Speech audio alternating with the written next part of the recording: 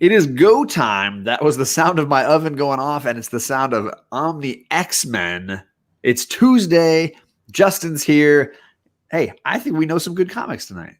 Yeah, man. Doing pretty good, John. I'm excited. Another Tuesday, wrapping up, diving into another issue here. So, I think this is episode 18, technically. I've been kind of counting them in my notes as I've been going. So I think it's 18-ish, but it's so cool to think like where we've been so far with this stuff. And it's been a wild ride. It's been a wild ride. And I think I have not missed any in the playlist on my channel. So they're all there. If anybody wants to find any issues, just click the playlist and they're all organized, hopefully in the correct order. And you can skip through and find the ones you're looking for. But yeah, it's been flying by. But I was joking with somebody offline that I was like, I have bought 3 Omnis. This could last 3 years. Justin and I are deep diving this. There is a lot of content for sure. So could be. Absolutely. Let's say hello to some folks in the chat before we dive in. Yes, tonight is issue number 110 of the Claremont run on Uncanny X-Men, or this is in particular still all new, all different. Yes. Yep. Beta Ray is here, Bay. Hey. And Beta Ray is going to hopefully still be free to join us on issue 112 in 4 weeks. No, 2 weeks. 2 weeks. Nice. PJ is here. Hello to you. And Ruben Guzman. Lasso says, John and Justin, why shouldn't you make an agreement with Wolverine? Because he has retractable claws. But there you go. Dad joking it. Hello, Todd Christian. Good to see you. Jackson Roy Kirk enters into the danger room. Ooh, that's a good name for this. This is welcome to the danger room. Oh man, we might have to adapt that. I like that. I'm almost going to be certain that somebody somewhere runs an X-Men podcast called the Danger Room, right? Yeah, for sure. Just too good. Yeah. Hello, Comics for Cheap. Good to Hey. see you again. This is my second live stream of the night, and he's been there for both. Nice. What's up, James? Good to see you. Comic Book Cuber is here. And hey, Azores. There he is. Neighbor. Hello, neighbor. What's up, Eric? And Azores is thinking about maybe joining us for a future episode as well. I know that we have nobody between 113, 114, 115, or 116. There's a big gap there. So maybe skim through a little Marvel Unlimited, see what you can find. Let us know.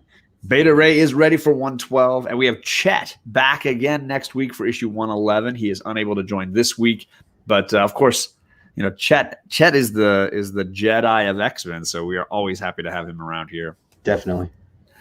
So yeah, issue 110. Last week we were dealing with a battle with those rusty kind of Canadians. They're getting into it last week. This week, another sort of like I feel like they're on vacation. There's been a lot of vacationing. Yeah. Throughout this whole thing, I feel like, just remember when Professor X was like, I think you all just need to take a vacation. They go to the castle, and it's like another vacation. And he goes fishing, and his yacht gets taken apart by his sentinels. There's a lot of vacationing in these first 18 issues. So. None of them have gone smooth yet. No, we've destroyed airports and ancient Scottish or Irish castles and fishing yachts and high rises in apartments in New York. So a lot of destruction. Yes, yep, that's accurate. This week, the danger room. Yeah, we didn't really go anywhere. That filler kind of book, right? Yeah, let's dive in on issue 110. What are your early thoughts here on issue 110? So, for whatever reason, this issue stuck with me from the first time that I read it, and I think a lot of it has to do with just the opening scenes, the baseball scene, and I like seeing that side of the team. I think that's one thing that really made X-Men be more than just these constant superheroes. Like they have lives and they have fun, and obviously they have the competitive side, and they're arguing about random silly things. And Wolverine, and we'll get into it, but he just goes like over the top with like trying to get Colossus out. It's just like, whoa, but I that aspect I like seeing some of this off-key stuff. And it reminds me of when we saw them in issue 98 hanging out in New York City with the ice rink. Yeah. Just having a good time, hanging out, and then of course things go wrong. But other than that, yeah, like the art I wasn't crazy about, and I know the artist changed a little bit, right? We didn't have Byrne in this issue. No Byrne, and Claire Cockrum was like assisting, but it was mainly another gentleman. Tony Dezun. Yeah, it's in the slideshow somewhere. I wrote it. Okay. Yeah. So yeah, like that certainly didn't do it too well for me. You know me, I usually send you a bunch of panels that I really like. This time I literally sent you one. So I was like, this or the baseball scene. I was like, this is kind of it. But it's okay. Like I didn't, we get some action, but it's it seems forced and kind of random. So overall, I mean, I'm going to throw this as like a 7 for this issue and kind of leave it at that. Like I didn't hate it or anything, but just it is what it was. Yeah, I'm not far off. I might even go to a 6.5 on this one. I'm not a big fan. There are some downright bad drawings in this. Like some that I'm just like, okay, somebody explain to me the physics of that, because I don't get what's happening here. The angling, something about this is weird. And like you said, the story is very bizarre in the sense that it doesn't connect to anything and seems kind of pointless. It doesn't move a lot of characters forward in their personal stories in any way. I will totally agree with you. I love a good time off story, and there are some great ones. There's been X-Men playing basketball, now we got baseball in this one. There's some very entertaining things that happen when you have the camaraderie stuff playing out, when it's not war, it's just living life. And I think a big part of the X-Men is that they have a safe haven at the mansion, and getting to see them not saving the world, is kind of a fun thing to watch. So I like that. Agreed. Azores wants 116. You got it. I marked you down. You're set. So I will keep checking in with you. That's an even number. So I'm sorry you're stuck on my channel for that, but we would be happy to have you. Nice. Christian says, Claremont said in the letters page that this issue was a fill-in scheduled for 109. Yeah, there were some weird things going on in the last few issues where stuff was being published out of order. We mentioned it on a previous episode that they published one that was like, oh yeah, this is technically supposed to happen here, but they moved it and whatever. Yep. For me, Lasso says the biggest thing from this issue was Jean joining the team and the first crack of Jean dealing with Phoenix. Yeah, there's definitely some of that going on here for sure. So should we dive into the slideshow? Yeah, let's do it. Let's do it up. All right. I will say I dig the cover. I'm down with this cover. Love a good Danger Room cover, and my copy is a pretty nice copy. The colors really pop. The pinks, the purples. There's a lot of cool things going on here. A lot of action poses that I'm digging. I will also say, for some reason, they made Warhawk look exactly like Colossus. Oh yeah. Same hair, same skin tone, like he's ripped. Like I don't know why they couldn't just vary him up somehow. I don't know. But I mean, this isn't his first appearance, apparently. I didn't know that either. So his look had already been apparently decided. Oh wow, okay. I know they even reference it and say that he's like a light version of Colossus or something. Yeah, right. He looks so much like Colossus, it's weird. Yeah. But whatever. This is you mentioned this page when you emailed me. We left off. The X-Men are enjoying a little break. They were swimming in a lake. They were, the ladies wearing their bikinis, and now we're playing baseball on the back lawn. Professor X apparently is the umpire sitting in the back there. What did you want to say about this page right here? I think just really kind of what I was saying before, just generally seeing the team doing something other than saving the world. And having fun, and just that they address that even, I feel like there's a lot of comics, especially nowadays, that don't cover, I don't know, you don't see the behind the scenes. This is almost like the behind the scenes, of their everyday life. So it is nice, kind of refreshing to see this, kind of like you said before about last issue, where they're also just kind of hanging out. And of course it always gets interrupted somehow, but this particular game kind of went okay, other than, the obnoxiousness that Wolverine does with his the interruption came later this time. Yeah. I do think it's funny that for some reason Wolverine's in full uni. Like, why is he wearing the uniform to play baseball? Everybody else is in the civvies except Nightcrawler. Right. I don't get Wolverine wearing the uniform. You never know when a big hunting session might break out. Right. He doesn't know when he doesn't know when the Vindicator is going to pop back in. Right. Yeah. So I do like this artwork. I can't tell which way Nightcrawler's hand is moving. If he's an overhand pitcher, then the blur is ahead of the throw. If he's an underhand pitcher, it's a weird motion that he's doing there. Yeah, that's true. Yeah, I guess it'd be underhanded. Yeah, I can't tell what the angle is. I do feel like there's some motion issues in this particular issue of the comic where you're seeing things move in an unusual way. But I do like Jean's outfit. It's very nice. Oh yeah, very nice, very nice. So yeah, you mentioned Wolverine and Colossus, the competitive spirit. Wolverine popping the claws, ruining a perfectly good mitt to try to catch Colossus at second base.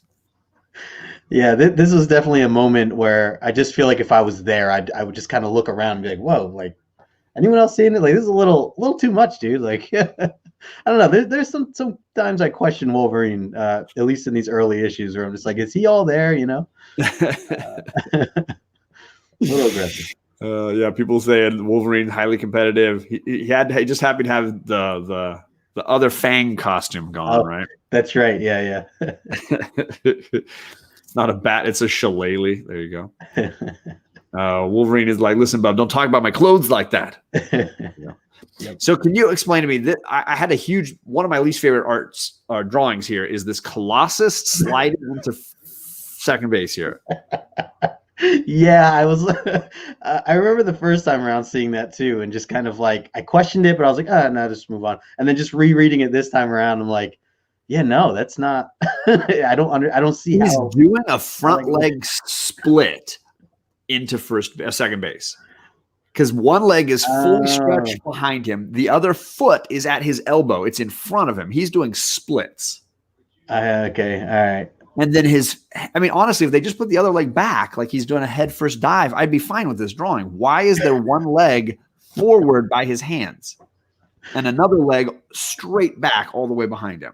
Yeah, no, it's odd. And you can't tell me that it's looking down on him because it would have been looking down on Wolverine too. Wolverine, I'm getting the side of his arm. Well, that's what confused. Like I thought his back leg was his back leg was in the air, or he was bent down kind of, but his back leg's up. And I'm like, how's this guy sliding? It just didn't. The slide, the angle of this drawing is really bothering me. I've read every time I've read this issue, I get to this picture and I'm like, what the? And of course, we made fun of Wolverine wearing his uni. Apparently, Colossus has his on underneath, and he just shreds right out of it. Run. He does the Immortal Hulk. Shout out to your awesome shirt. He does the Immortal Hulk run right down to second base there. Yeah, so I was gonna say I do like that panel. Like that looks badass. Like he's charging. He's running. Yeah. Yeah, like that makes sense, you know.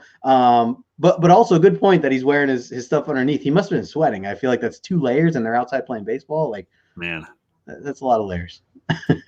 Comics today go from action scene to the next and don't show the leisure in between. Yep. One of the primary reasons for popularity of the X-Men is the soap opera, for sure. I totally agree with that. Absolutely. Yeah. Well said. Let's see. So Chet is here. He said he's got this alert. So he's skipping the gym. Oh, man. Y'all owe me a protein shake. Yeah, right. That's ACL, MCL. Ooh. Yeah, there you go. That's what you get for wanting to be ripped. Colossus just absolutely tears down the bases here, rips through his clothes. Wolverine rips through a glove, and they're all just like, where's the out at second base here? Yeah. And then this is the next drawing. I do think it's funny, Colossus just sitting on Wolverine. That cracked me up. Yeah, and Wolverine kind of gave in. He's like, all right, you got it this time. But yeah, he's just chilling. So, it's, that part, they make it fun. They're trying to have fun with it or whatever. And showing that it's all fun and games. But I still think the whole Wolverine claws coming out was just a little over the top. A little much. Yeah. But that's been his character up to now. Absolutely. Yeah. Gene is definitely taller than him. He's at like boob height right there. And he has a lot. For me, the other problem with this issue for me is there's a ton of like mental like thoughts and things that are said that just like don't jive really well for me. Yep. Yeah, that's a good point. Going on at the same time.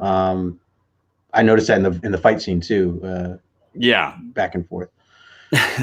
So you can see Logan kind of thinking about Jeannie. I lived my whole life not knowing what love is and not caring either till I met you. Some soap opera vibes there for sure. That's their second time that we started to get this hint of Wolverine being interested, right? The first time was when he was bringing flowers. Yep. And now here. I feel like I was kind of surprised that first time around reading this. I remember thinking like I know they have some sort of fling. When do we get to that, or when do we see that? So we're still a ways off. Absolutely. Yeah. So yeah, nothing like a riveting issue waiting for the phone company. We got Moira running off because she's saying the phone company is going to be here any minute. She rings the doorbell and sees this creepy guy. And I love how I didn't keep all the stuff where she's like, oh, he's got plastic surgery. What a weird looking guy. And they go inside and then he pulls a gun on her. And the whole time I'm thinking like, this is the same woman who ran into the armory and got a machine gun at the first sight of danger. She sees this really creepy guy, clearly an odd looking phone company gentleman. Yep. His skin's like metal looking, like blue. And she doesn't have any concern. And she goes in, maybe, hey, don't judge a mutant, right? Don't judge him. Sure. Lets him in straight to the electrical system for the whole mansion and takes her out with a couple of darts. Yeah, I mean, I was going to say, clearly this villain has read some of the past issues because he totally stole Misty Knight's move right there. That is totally a Misty Knight move. Right. Pulling that gun out. Yeah. One thing with this character, and I didn't realize this wasn't his first appearance. I was thinking about the Purple Man from Daredevil. That was the vibe I got, especially because of the shadow, kind of can't really see his face. The darker skin, like that was what it kind of reminded me of. But not him. Yeah, I'm trying to remember when his first appearance is, because I didn't think it was this issue. I thought it was something earlier. Let's see. Origin first appearance is Marvel Premiere issue 23. Oh, okay. Okay. So that's the first appearance of Warhawk. Oh yeah, it's an Iron Fist issue. I remember that. That's an he fights Iron Fist. There you go. So yeah, he breaks in, takes out Moira, and goes in to fiddle with the danger room. We don't really kind of see his face. I love the panel when he gets like psychically attacked by whoever is commanding him. And you get that crazy blue, purple, yellow thing going there. That is really trippy cool. That's a good one. I don't know why I didn't catch that the first time around. That is a really cool panel. Look, Chet, he was up with that for sure. Yeah. So I just dig the look of that, and the way his head goes back and that yellow light comes off of his head, and then we go to the psychedelic, very Cockrum-esque kind of like when Jean's using her powers kind of thing. So we get the hint, obviously, much like the way Eric the Red was using people all up to now. Now we have another sinister somebody in the background manipulating people to attack our X-Men. Yeah, I do like that aspect of it where this isn't just the end all be all. Like clearly this guy's being, there's someone that has something on this guy. Yeah. And even as you see here, he like talks about the idea of like being free of this guy at some point. So, right. Even he's really not on this guy's side. He's just doing what he's being told to do for now. I will also say, yes, this guy shares a similar look to Minister Sinister, just like Colossus. They all seem to have the same crew cut, hard, metal-looking black hair, and then the same color of skin, basically.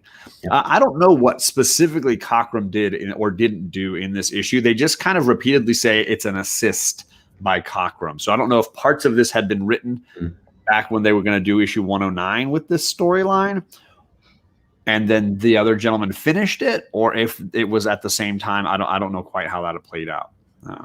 Yeah, I know sometimes other artists can just do panel layouts or kind of guide the layout. So he might have only just done something like that. Yeah, exactly. Yeah. Okay, so let's see what happens next. I thought it was hilarious that Wolverine straight hits on Jean in front of Scott. Yeah. Hey, Jeannie, you up for some 9-ball and a round of brew? Like he's like asking her out on a date. Scott is right behind you with a bat. Not good. And even Scott says, well, that's a first. Wolverine's never asked for company before. And why Jean? Yeah. Like, this is where I have an issue with some of the writing in this issue, where it's like, some of it is like there's moments when I feel like Scott should be saying something totally different to this. Right. He's like, sorry to spoil your afternoon, Wolverine, with my girlfriend, but you'll have to take a rain check. The X-Men have a date with the Danger Room. It's not like, hey, dude, you just hit on my girlfriend. What's going on? Right. There's no questioning it. He just rolls right through it. Yeah, like even jokingly call it out or something, point it out. Nothing. Silence. And he doesn't even let Jean say anything in return. He just keeps rolling through it. Yeah. I also like the purple pink Jean using her powers at different points in this. Yeah, that is cool. Whether it's pushing Xavier's chair or whether you see it when she gets shot, because they get to the top of the stairs. The team is going into practice. Jean is still on the fence about joining the team with these new powers, right? And they turn a corner and there is Warhawk and he darts both of them. And Jean apparently needs to be darted twice because her powers are so strong. That was kind of brutal that the guy was just like, hey, this might kill you, but boom, here's another. I was like, oh. Minister Sinister. I like that. Let's see here. The writing is off. Wolvie asked her innocently, a game of pool. Yeah, because Wolverine you should never assume that Wolverine means anything untoward. He is a very, always a very low-key kind of guy. We all know what a game of pool really means. He did. He asked her to play with some balls. Right there. Optic blast to the back of the head, right? I mean, come on. He's got adamantium. It's not going to hurt him. Yeah, right. Knock him down, teach him a lesson. But then, Warhawk takes her out. He's the one to take her out. Yeah. So she's like basically struggling with the thought of the idea she can't fully control her powers, right? Like in these earlier scenes. So like, because at first I'm thinking like, oh, well, shouldn't she have just known or recognized that this guy was around the corner or whatever, like, beforehand? Yeah. But, I guess it's because she's more focused on these other things that are really bothering her, at least in this moment. Yeah, nothing like a villain who can sneak up on two psychics. Yeah, that's kind of rare. But you also have an epic mental monologue here. If you really look at it, like Xavier doesn't say a whole lot, and then Jean goes on like 3 panels of just thinking stuff. Yeah.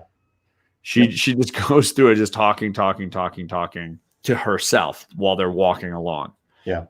You got to know Xavier's going to read your mind and know exactly what you're thinking that whole time. Yep. That's Xavier. Come on now. So just something to think about. Oh, yeah. Dart for a bull elephant. Did he use that on Xavier too? Yeah. He darted the crippled guy. It's messed up. It is. It's not cool. Not cool. So then the team gets in their gear and rolls into a little danger room action. And right as they're about to get rolling, Cyclops gets hit with a warning from Jean. And they try to get out of the room, but the room is activated and locked down and stuff starts going down. Yeah, I feel like there should always be some sort of safe word in the danger room, pineapple or something. You just throw something out there and the danger room itself knows, okay, let's shut it down. We don't want to actually kill anybody. But no, they don't have that here. I want to hear from the chat. What is the safe word for the danger room? I like that. That sounds amazing to me. I want to know I want to pick the best one. I think it's Magneto sucks. The danger room is not messing around. People are getting slammed with stuff. Lasers are blasting. Cyclops' only order is scatter. It's getting bad. Nightcrawler tries to get out of the way, but he's getting hit. Everybody's getting blasted with stuff. Yeah, that looked like it hurt. It does, man. Pile driver. He's getting drilled. I think Wolverine is the MVP of this particular issue. He gets between this one and the last one, they get a ton of backstory, a ton of action with him. You get to see what he's like and what he can do. So here he is rescuing Storm is rescuing Nightcrawler, and then she gets trapped one of many times, and then he has to be thrown by Colossus up and cut her loose from the netting. Yeah, I mean, anytime we get to see the fastball special, I'm excited. So that's always a good thing.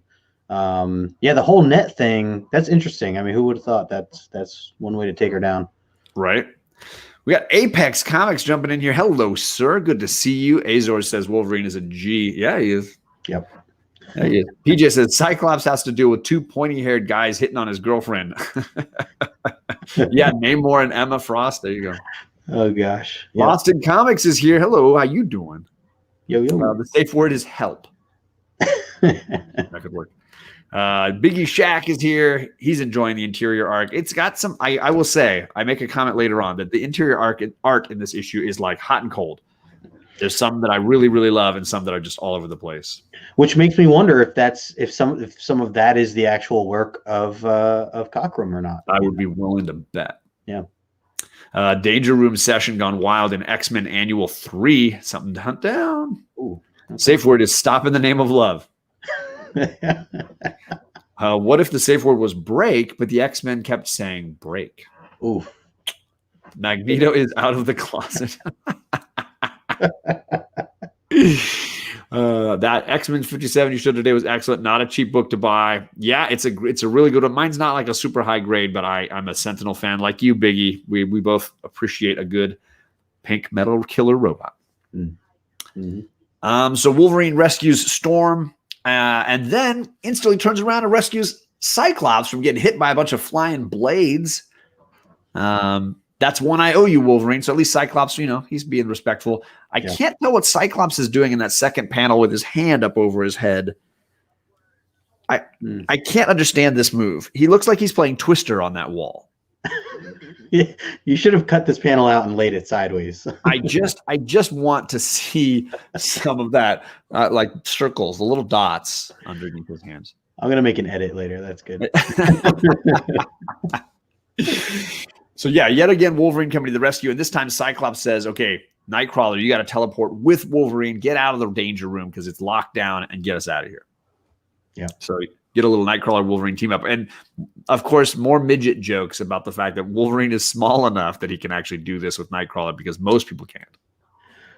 Yeah. I wonder, I mean, is there a reason he really just picked Wolverine out of the crew? Or I guess if it goes wrong, he has one less guy hitting on his girl. That's probably it all makes sense now. Desired Comics is here. How you going, man? How's it going? What's up, Nigel? Apex says Cockrum did the designs. There you go. So maybe he did some of the plans, the layouts. I will say there are some screwy ones that there's just I can't. The logic of it, the spatial, whatever, it doesn't make sense. Yeah. Wolverine is 5'2". All right. I feel like he's been a little bit all over the map in some of these issues, but they're keeping him in the midget height is what they keep calling him. It's hard to tell when he's standing next to Jeff. Right. Exactly. Jeff. So they teleport out, and can they save the team? I cut these together, even though they're a page apart. Wolverine passes out. Nightcrawler passes out. Wolverine wakes up and decides, I'm going to fix this danger room thing by just cutting the crap out of it. Yeah, that's definitely a Wolverine thing right there. Right? I can just appreciate hit it with that. your claws, man. Yeah, can't go wrong. It doesn't seem to ever go wrong. It always seems to work. I don't get it. It's like in Star Wars when they just shoot the little lock mechanism on the side of the door. It'll either open the door or close the door. It doesn't matter. Right.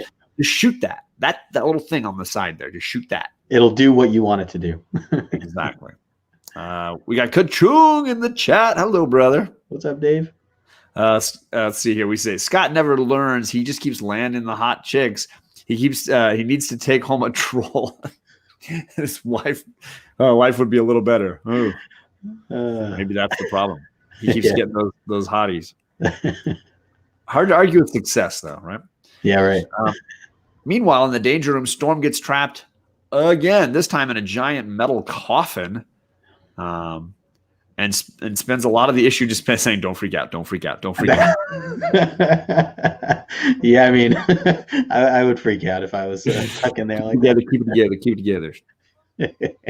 And then Cyclops and Banshee have to kind of work together to rescue her out of the coffin that she's trapped in there. Yeah, we don't really see too much of Banshee, I feel like, throughout. I mean, little glimpses, I guess. But, Storm gets captured twice, and Banshee's just flying around. He's just chilling. So they rescue, and same with Colossus, right? They rescue her out of there, only to have a giant metal robot come out, and when Colossus punches it, it gets covered in goo. Yeah, that was interesting. It's like he kind of reminded me of that guy Cod from the last or 2 issues ago. the other Guardian. Yeah, exactly. Other big guy. So yeah, I'm trying to follow the sequencing here. It kind of skips around, and I don't know. I like the action; it's very exciting. There's not a lot of logic to it, but hey, stuff blows up. You got to be ready for goo. Like you just got to be. Colossus is not. He needs to be trained better. That's all. Okay, so we're going to talk about a couple of these panels twice because they're on the next slide as well. But yeah, we get Warhawk versus Wolverine. While Wolverine is tearing apart the outer side of the control panel for the Danger Room, Warhawk shows up, and they get a few rounds in here with Warhawk. He calls himself the Ultimate Soldier. Dun, dun, dun. He shoots a dart at Wolverine. Wolverine cuts it in half in midair. That was dope. Which is pretty cool. Yeah. Right? It reminds me of, was it Lord of the Rings when the guy throws the knife at Aragorn, he knocks it down with the sword. Oh, yeah. That's cool. So let's talk about the artwork here. I absolutely hate the top one. Somebody explain to me what's happening in that picture. It looks like Wolverine's falling away, but the guy is like pulling him back. Explain the guy's arms. The guy's arms make no physical sense. They're like, it looks like he's dislocated at every joint. His bicep has separated from his shoulder. His fist is enormous. His fist is bigger than his bicep. It's further away. It also looks like he is like not hitting Wolverine. I can't tell which direction the action is moving in that frame. It is awful. That is easily one of the worst X-Men drawings I think I've seen up to now. Yeah, that's pretty bad. However, the other one, the one that you picked as your favorite, is phenomenal. Look at the blur and the motion in that picture. That stood out to me big time. Seeing him rip up his shirt like that, swinging. And what I liked most was what Wolverine was saying here, just saying, like my namesake, I'm fast and I'm mean, and when I get mad, people get hurt. I thought that was pretty badass of him. Yeah, absolutely. I don't have voices like John, guys. And yet somehow he says my claws bounced off of him. Like, what is Warhawk made of? Yeah. Yeah, that was. Let's see. Oh, we got Rod just a reek in here. Yo. What's up, Rod? Let's see here. I like the robot and the glue. It stops him. Hey, it does. And we never see how they get out of it. Let's just be honest. We never find out what Colossus did to escape the glue and the giant metal robot. That would have been cool, but no, we're out of luck there. Another issue. Isn't he giving Wolverine a knee to the butt? Is that what's happening there? I'm going to go back one panel. Let's see here. Because it's a little bigger. I can't tell what's happening. A knee to the butt. It looks like his fist is hitting the air behind Wolverine. Wolverine looks like he's like jumping away from him, and something is blurring across all of his back. Like, and he's hitting him with the back of his hand. What is this? It's like a pimp slap something. I can't tell what's going on there. And it makes the sound rock. It's bizarre. It's just bizarre. Rod Boricua. Thank you guys for coming by. I appreciate it. I'm not worried about that clown. Uh-oh, somebody's messing with you in the drawing competition over there. I'm sorry I missed it, Rod. I'm going to check it out on the rewind. But on Wolverine's butt, it says rock, and his knee is up. Yeah, I mean, maybe he's doing like the like junior high move of like punching somebody, knock him in the butt with the knee, like my brother used to do that all the time, I guess. Professor X sprayed Colossus with turpentine and off issue panel. There you go. Now I got it. Now I understand. So Simon R is here. Looks like a punch to the back of his head. Does it? I can't. I don't know. Anyway, I guess we could spend all day on the good and the bad here. Yeah. So then, yeah, more Warhawk versus Wolverine. There's some weird logic to this top panel where it looks like Wolverine's flying against the wall. I get it. Warhawk is like tilted. Mm. Is Warhawk like walking on the wall like an Inception or something? I'm telling you, if you took all these panels and you moved them around, they would look like a real Twister game. And I think we need to make that edit at some point. Yeah, there's just some weird things going on here. Yeah, Wolverine's playing Twister in that purple panel in the middle at the bottom. Yeah, he is. He's got 2 front legs and he's doing the other one's back. A lot of purple. A lot of purple. Yeah, a lot of purple. However, that one panel on the far left with Wolverine looks kind of cool. Yeah. I don't know. I can't get over it. But it doesn't matter. It doesn't last long because Colossus somehow breaks out through the door to the danger room there. Yep. And then it's Warhawk versus the entire team. And of course, he doesn't stand a chance. Yeah, this was pretty cool, especially them just kind of talking their trash to him. Right. Then you want to try it again. That was pretty cool. Yeah. Well, and Nightcrawler steals the gadget off of his belt before he even has a chance to use it. Yeah. That's pretty cool. Nightcrawler's like, I saw this on your belt, and I thought I would just take it. Yeah, so the team comes through. Nightcrawler punches him, but realizes, that's not going to work for my fist. Colossus then finishes it out. And it's like it's almost like Conan is speaking because it says, Crom! By Crom. I dig it. Yeah. And I think the lazy local police might be our douches of the week here because we have to have an entire page of the police saying, hey, we took care of all this for you. You guys got to explain what's going on around here. You guys have had this mansion here in my jurisdiction for years. And I'm just starting to catch on to maybe things are a little weird around here. Like, what's with the guy with the blue face behind you over there? Nightcrawler's not even hiding. He's not even using the tool. Right. The Tony Stark joking this moment. Yeah. He's not hiding at all. Yeah. And then they just kind of dismiss it. And yeah, he doesn't even care. The cop is like, this seems a little weird. Some things have been going on around here that I don't quite understand, but I'll investigate later. Yeah. See you later. Yeah. Hilarious. Time to go. Look, it is flawed, but not for this book. My story would be different. Hey, no, I'm not hating on it, brother. I think there are definitely some art pieces that frustrate me. I just think when you love a comic, you got to be able to love the good and the bad, right? And absolutely. There's some hilarious off-kilter stuff going down in this issue. Yep. Patrick Wall is in here. What's shaking, brother? Good to see you. And there was somebody else. There he is. Captain Comics. Ahoy, sir. Nice, Captain. I thought Storm was trapped. Yeah, she was in the coffin. Colossus was in the glue. Things were going down. Yep. And we skipped out of there. There were some shout outs earlier that might be the real reason this didn't get a 7 for me. Yeah, I mean, it definitely would have saved it a little bit more so. Right. Yep. No image inducer, man. He should have been busting out the image inducer. I'm just saying. Yeah, image inducer. I know it's called the image inducer now. Sorry. I call it the Tony Stark gadget. That's all that matters.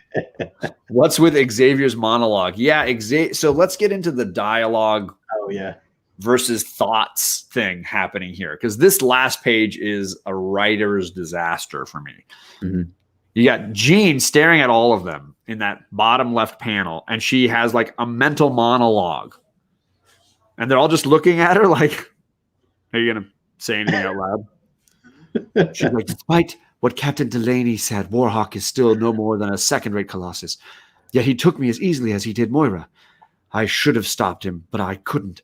When I needed them most, my powers failed me, and I don't know why. Professor, I've changed my mind about leaving. I mean, as long as you'll have me, you've got yourself another X-Man. And jump to Cyclops, who's also got a mental monologue here for a bit. There's more to this than meets the eye. Something in Jean's voice sounds wrong, almost scared. Blast it, woman. I want to help you. Why won't you talk to me anymore? Any idea where Warhawk came from, Professor, or why he attacked us?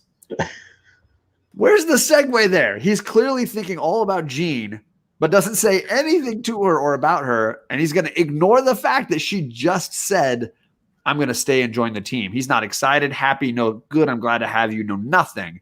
I'm going to jump straight to something totally different. Segue, hardcore segue. Yeah. I just want to share, and this totally off topic, but the reason I wanted to team up with John to do this show was for John's readings of the characters and the voices. That, my friends, I will be going back to and listening again. So that is classic stuff, John. That's hilarious.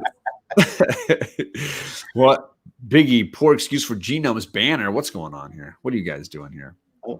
Where was it? There was somebody. The voices are clutch. There you go. They seem to only talk to Professor X. Here's my thing. Jean is saying, I'm going to stay here. I'm going to be part of the team. And nobody acknowledges it. Nobody says anything to her. Nobody says, oh, we're so happy you're staying. We love you so much. Thank you. So grateful. Nothing. Yeah. It's like cricket noises. And then Xavier says, none, Scott. On the surface, he seems to be just another supervillain who bears the X-Men a grudge. Yet he was totally shielded against mine and Jean's telepathic mind probes, and the pattern of his attack indicates we face a foe who knows as much about the mansion and its defenses as we do ourselves. The fact that Warhawk, or whoever sent him, knows about us at all is in itself cause for alarm. So good, John. I'm like, guys, where's the love for Jean? She's saying she'll stay. I can't get over looking at their faces in that bottom. Oh my God. She's thinking, Xavier's face looks like he took a few punches. I mean, maybe he's having an allergic reaction to the dart. Yeah, right. The dart causes, some swelling. Just imagine being in that room as it's just silent and she's just thinking to herself, and everyone's like, and then when she finally speaks, no one says anything. It's hilarious. It's hilarious. So this last page, I was laughing entirely too much for a dramatic moment where Jean agrees to stay with the team. Like, I was dying. So many great, I'm thinking of these powerful, heavy emotional thoughts, but we're going to talk. Let's break down some story stuff here. Right? Hilarious. Well, yeah, Lilandra is going to be in the game. Like, hey, are you guys coming for me already? That's the hilarious part about this issue, because Lilandra was not supposed to be here when they wrote issue 109, so she's not in this issue. Who knows where she is? She's getting drunk in another part of the mansion. She's at the pool, laying out. Right, everybody was playing baseball, and she fell asleep by the pool. And she's gonna wake up and be like, "Is it dinner already?" And they're like, "We fought a couple villains. We just destroyed the danger room. It's been good. Got glued on."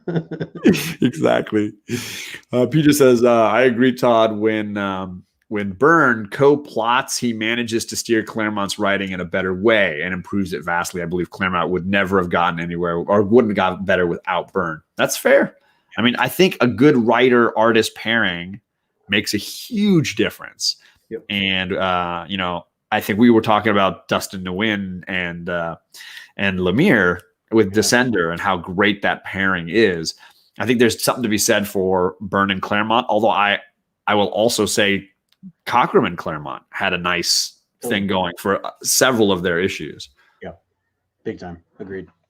Would you be happy about a home-wrecking, emotionally and mentally unstable, super powerful woman staying around?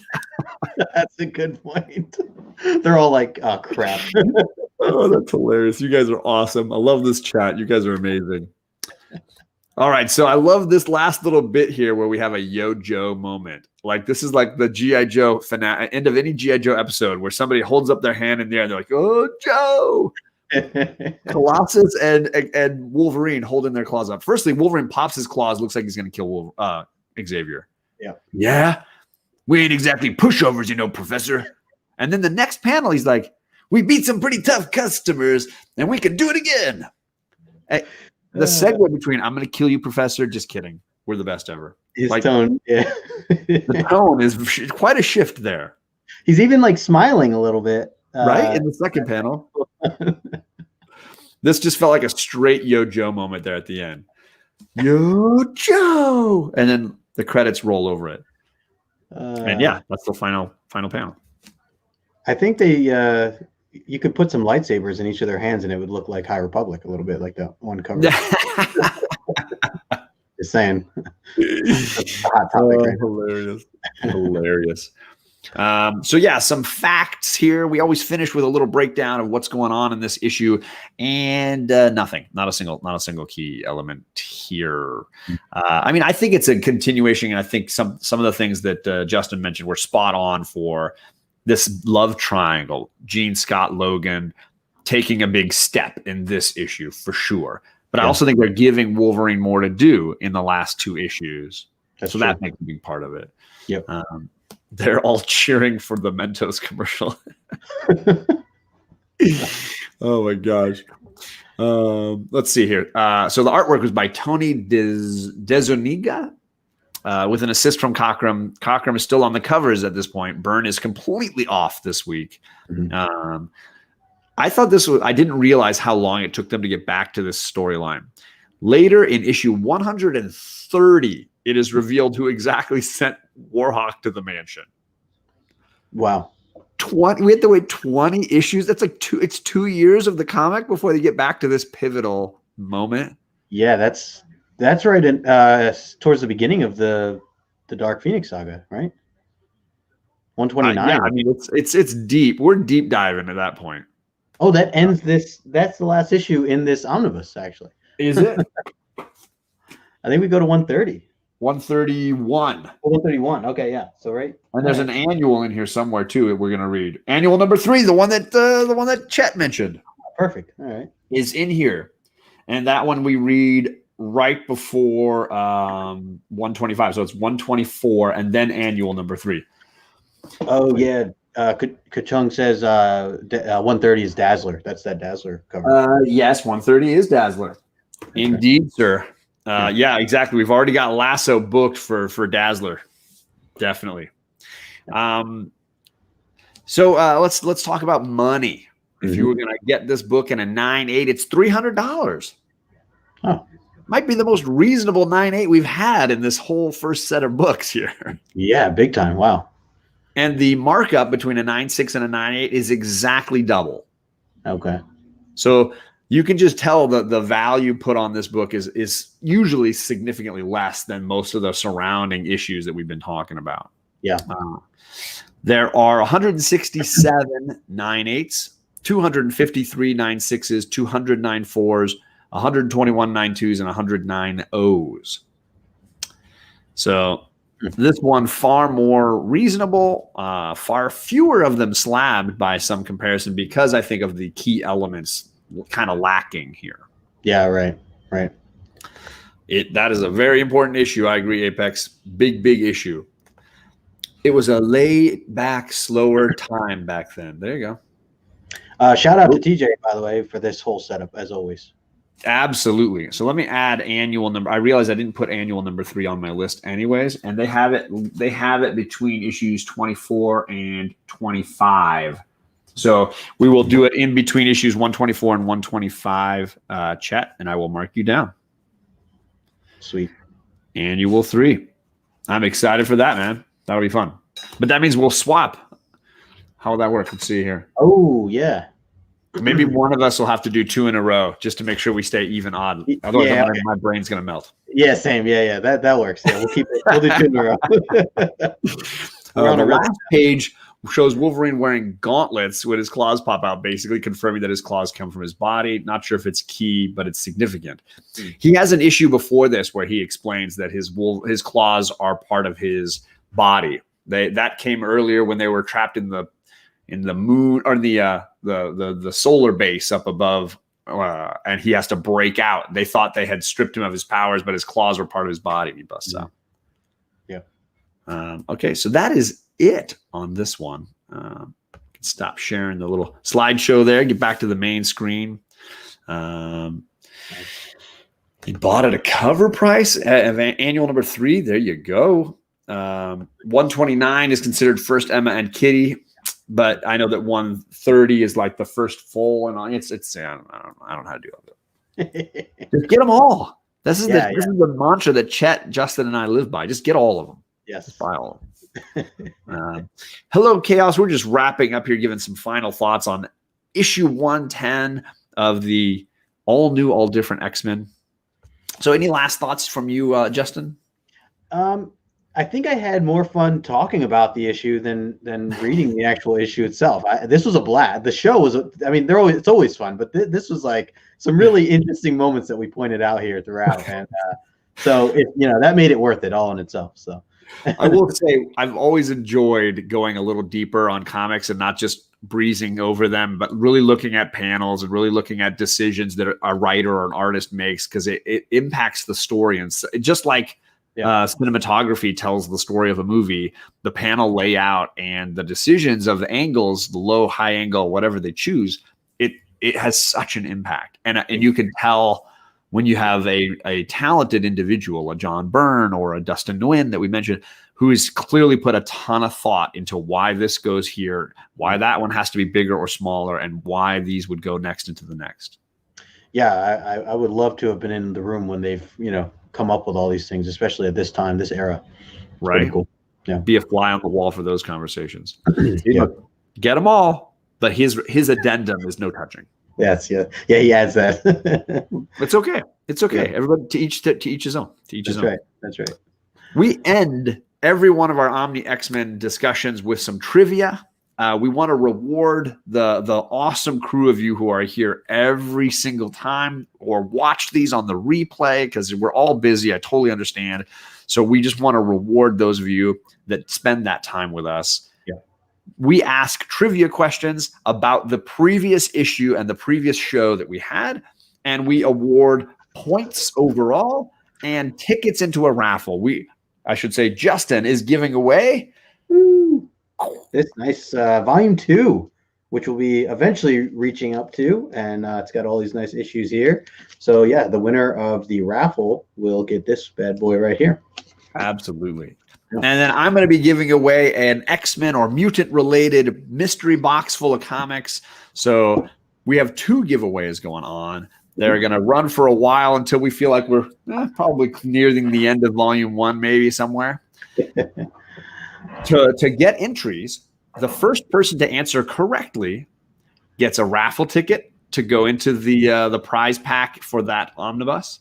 Mm-hmm. They also get 2 points on my overall scorecard here. The second correct answer given in the chat also gets a point on the overall scoring, and the first comedic answer, or the best comedic answer, gets a point on the overall as well. We will draw a raffle winner at some point, and that person will win the Omni. If it is the overall point winner, I will eliminate that person, and the second place point winner will be the person who gets my prize. If the raffle winner is just one of the awesome people who's answered a question correctly, then they will win the Omni, and whoever has the overall point lead, they will get the X-Men prize back. Yep. That sounds all good to go. I was going to add something, and now it just slipped my mind. I was going to say, as a reminder, we always say this. If they put the right answer, guys, just literally copy and paste, because you can get a point, and if you get that point, it'll be added to John's as a secondary. Which any points you can get in that is good. So exactly. Katrug says he found this week that reading digital allows you to explore each panel better. Yeah, because he's using that Marvel app that Justin and I have been using. I use it to make all the screen grabs for the slideshow. I'm reading it from the omnibus. The whole point for me was I want to read my first omnibus. So I read it first time here, it's not the first time I've ever read these issues, but I read it here first for this show. And then I go into the app and I look at it a little closer and screen grab as much as I can from the app. I think it's a really cool. I do think Marvel is doing a great job with that app. Big time. I love it. Yep. Okay, so did you want to go first or second on the trivia here? I'll go first. Yeah. I'll start it off with okay. So everybody, get ready. First question is: what did Wolverine keep calling Weapon Alpha during their initial fight? What was the name he kept referring to Weapon Alpha during their fight? Yeah, big. The issue obviously was Canadian versus Canadian last time. Wolverine and then Vindicator going round and round. But what did he keep calling him? Yeah.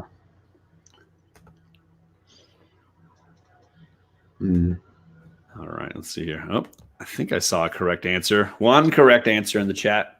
Yeah, I see one so far.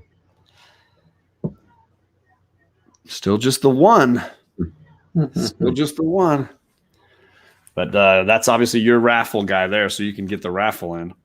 Yeah. And let's see here. I see. Okay, so I'm going to upgrade there. And there's the second one from Lasso. If nice. The screen is correct. Yeah, yep, Lasso second. So Chet was correct first. He calls him Jimmy. There it is. Sorry. Boom. And then Lasso gets the bonus point. Lasso right there behind Chet. Those two neck and neck. 2 points separating them, but they're still chasing I Got Issues, who is not here tonight. Hope he's doing all right, having a good day. Yep. Comedic answers. I'm going to go with, I guess I'll go with Bruce. I'll see. Maybe I'll wait a second. See if somebody's funnier than Bruce. My question is, what is his sorry, we're talking about the Vindicator. What is his actual first and last name? What is his full name? I mentioned it. We were discussing him, and it's on the slab if Chat wants to grab his slab, but I know he knows the name. What is his full name? Yeah, I just feel like Chat is just gonna. He's like, oh, faster. All right. Boom. All right. So yes, there it is. I've got Apex first. Is that who you got? Yep, got Apex. And I'm gonna count Todd as the second answer because it's not incorrect. Yeah, that's fair. It's not incorrect. Yep. So I got Apex. Let's see, where are you on my list here? Is that your first points for us? I think it is. That's your first entry into the raffle to win the Omni, my man. Nice 2 points for you. And then I had Todd Christian as the second one. Todd, are you on here? Yes, he is. He gets another point. He's at 2 points overall. Let's do some funny answers. So Sergeant Preston of the Mounted Police. That'll be for the first question. Hey, okay, yep. But the second question, let's see what we got here. There's some decent ones in here. Fire Guy Ryan. I'm going with Fire Guy Ryan. Got to beat. Chaos, are you on here yet?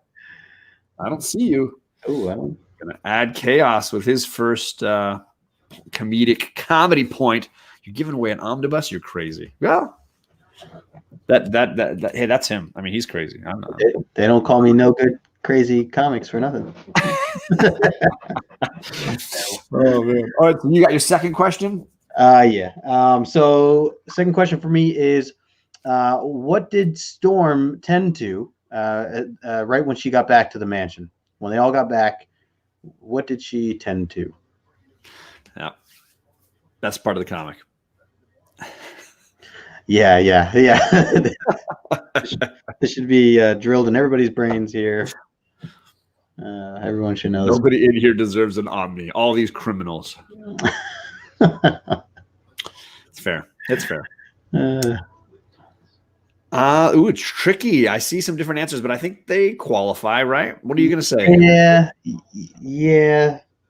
So it's I mean, you're right. They all qualify. So you're splitting hairs at some point. I think. Sure, I feel like. So let's go.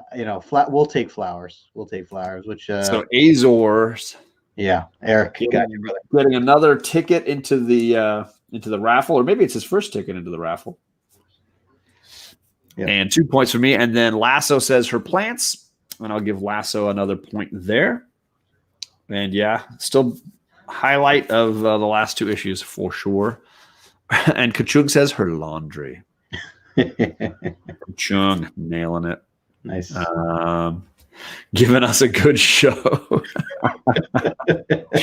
Very funny, but I'm going to go to Kachug on this one. Where is he? There he is. Got his third comedic point. I think that's 3 comedy points for Dave. Nice. All right. Did I do my second question yet? No, you didn't. Okay. So my question is, the end of the issue when they defeat the Vindicator, although he goes by Weapon Alpha in this last issue, who chases the Vindicator off? 2 X-Men chase the Vindicator off. Who are they? Looking for two names. Two names. That picture of Storm almost looked real different for John. I threatened him. Yeah, he wanted a screen grab of one of the panels that we used, or one of the layouts I did for the slideshow last time. So I had to make a JPEG or whatever, a PDF for him, and then send it to him. He said, "I'm going to damage that." I knew he never would. He would never open the book. Yeah, really. Do that. He's never going to do that. Come on. It was a phony threat, but I still wasn't going to play around. You don't play around. No. All right, I see the answer twice here. We got Magic Lasso.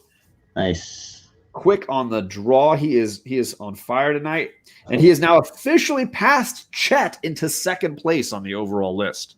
Nice. And second correct answer would be Kachung. He gets a solo point for that one. All right. So you got the Magic Lasso raffle ticket. And Yep. let's see if we got some funny answers here. I got it. Beta Ray Jim. Luke and Bo Duke. Those Duke boys. Those Duke boys. Cheech and Chong. That is hilarious. Laurel and Hardy. Cheech and Chong is very funny. These are very funny, but Luke and Bo Duke, I don't hear that. I don't hear that referenced enough, and that's my childhood right there. So he speaks my language. This was a ton of fun. This was blast. This was for an issue that was not like one of the greatest ever or anything. It was still a lot of fun. You're spot on talking about it. What do you got coming up on your channel there, Justin? I just released a video, pre-recorded. Still trying to get into the groove of things, putting those out there. So I won a giveaway recently from CBSI over on Instagram. And so go check out what that is. Has to do with X-Men, of course. And then I got my show coming up, Comic Collector Origins, this Saturday. As usual, I'll be talking with For the Love of Comics over on Instagram. His name is James. So I'm looking forward to talking with him. And yeah, that's all I have kind of lined up. I'm really excited about next week because we have another back-to-back Tuesday, which we'll be doing, of course, X-Men over on my channel. Breaking down 111 with Chet, and then of course we'll be over on JP's channel for a huge night talking about the ending of Descender, which I tried not to bring up Descender on this X-Men show, but I just did, so sorry. I did it twice earlier, so I've talked about Dustin Nguyen probably more than I talked about Des Zuniga. Yeah, that's true. Good point. So that's probably my bad. It's on my mind. Yeah. So I put the link to Justin's channel down below. You should totally check it out. If you haven't yet, I don't think there's anybody here who has not, but definitely do it if you have not. This is a huge week for me. I'm dropping content every day. Sometimes like today, twice a day. I've done 2 streams already tonight. Tomorrow I'm hosting book club.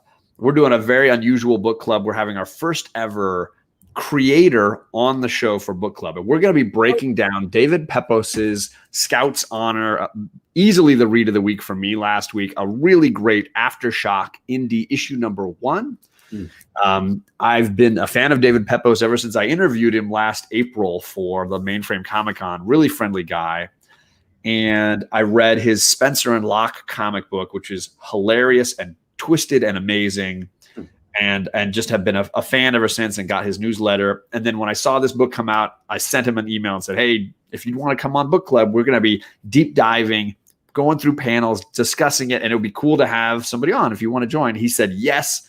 So we're going to legit have David Pepos joining us. Wow. And I'm going to give away a copy of the book. So I bought a second one today at my LCS.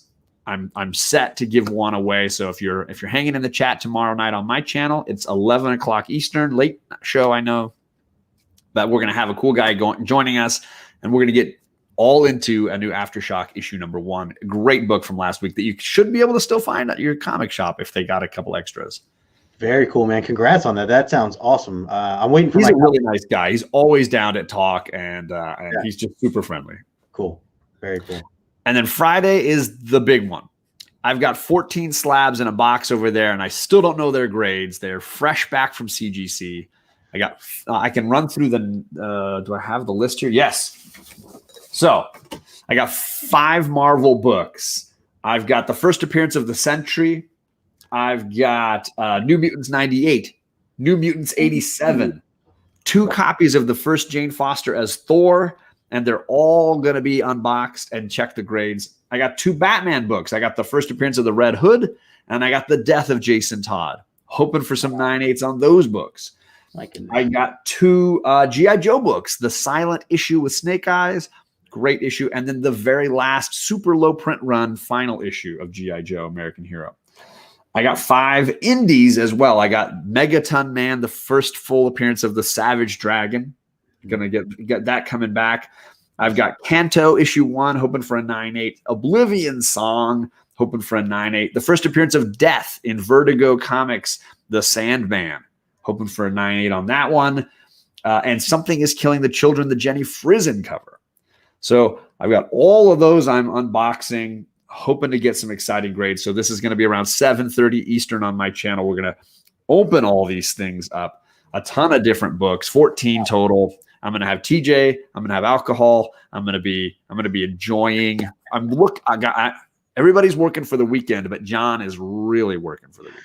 Oh my goodness, dude. That is incredible. I love Chet was saying, John's so proud of you over in the chat. It's only my second, well, I guess technically third CGC submission. I did a 12 issue one a year ago, and I sent some in to get reholdered that had the old cases that I just looked really flimsy to me. And I don't really count that as a I mean, I just sent 4 books in that needed to have newer cases that were older. So this is my second official submission, and I'm prepping for selling some books and doing a non-modern submission. Ooh. So this, I've got a set of books like Incredible Hulk 180 and Giant Size X-Men 1 and X-Men 94 that I want to send and get slabbed. Wow. I know, Chet, I know you're weeping right now. Don't cry, buddy. Don't cry. Pull it together. I want to send a bunch of really nice older books in the value tier to get submitted. So I'm kind of building towards that. And so my 2021 goal, get a bunch of those pressed and cleaned and get a bunch of those sent off as well. So it's all building towards my first non-modern submission later this year. Exciting stuff, man. Looking forward to it. I'm freaking out. It's just sitting over there. My wife's favorite thing. She's going to go through and tape them all up so we can't see the grades. She likes knowing something that I don't know. Yeah, so she's going to be teasing me like, "Oh, which one did you want to get a 9/8 on? I wonder what you got." My goal is not to tell her what I want and just have her be like, not because I'm going to read her face. I don't want to read her. All right. Smart. That's cool. All right, we went on way too long. I'm sorry to keep you, Justin. No, dude. I appreciate you hanging out, man. And we'll be on Justin's channel next time. We'll have Chet Eye, the Jedi, joining us to talk issue 111. Oh, yeah. Thank all you folks. You all hung out, even through my big spiel about what's coming up on my channel. So thank you all for hanging out. And we will see you again next week on Justice Channel.